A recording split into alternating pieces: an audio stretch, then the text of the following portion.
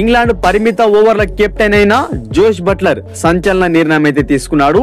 ఇటీవల టీమిండియాతో జరిగిన one day series లో ఘోర ఓటమితో పాటు ప్రస్తుతం ఛాంపియన్స్ ట్రోఫీలో ఇంగ్లాండ్ జట్టు వరుసగా 2 మ్యాచ్లు ఓడిపోవడంతో గ్రూప్ దశలోనే ఇంటి ముఖం పట్టిన సంగతి తెలిసిందే. దీనికి బాధ్యత వహిస్తూ జోష్ బట్లర్ వైట్ బాల్ కెప్టెన్ గా రాజీనామా అయితే చేయడం జరిగింది.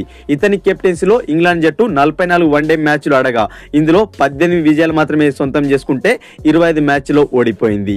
అదేవిధంగా టీ20లో బట్లర్ 51 మ్యాచ్ల్లో ఇంగ్లాండ్ కు కెప్టెన్సీ వహిస్తే 26 మ్యాచ్ల్లో గెలవగా 22 మ్యాచ్లు అయితే ఓడిపోయింది. ఇక జోష్ బట్లర్ కెప్టెన్సీలోనే ఇంగ్లాండ్ జట్టు 2022 టీ20 ప్రపంచ కప్ అయితే కైవసం చేసుకుంది.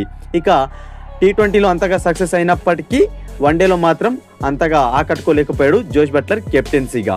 దాంతో మనకు తాజాగా ఛాంపియన్స్ ట్రోఫీ ఓటమికి బాధ్యత వహిస్తూ రాజీనామా చేయడం జరిగింది. చివరి లీగ్ మ్యాచ్ అయితే ఆడబోతుంది ఇంగ్లాండ్ జట్టు సౌత్ ఆఫ్రికాతో. ఈ సౌత్ ఆఫ్రికాతో జరిగే మ్యాచే ఇతనికి చివరిదిగా కాబోతుంది.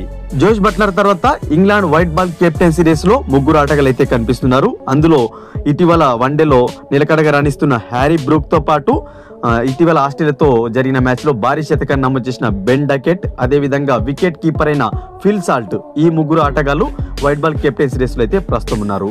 సో మనకు ఇంగ్లాండ్ జట్టుకు ఎవరు కెప్టెన్ అవుతారని మీరు అనుకుంటున్నారో కామెంట్ బాక్స్ లో కామెంట్ చేయండి. ఇంకొక ఇంట్రెస్టింగ్ వీడియోతో మీ ముందుంటాను ఫ్రెండ్స్.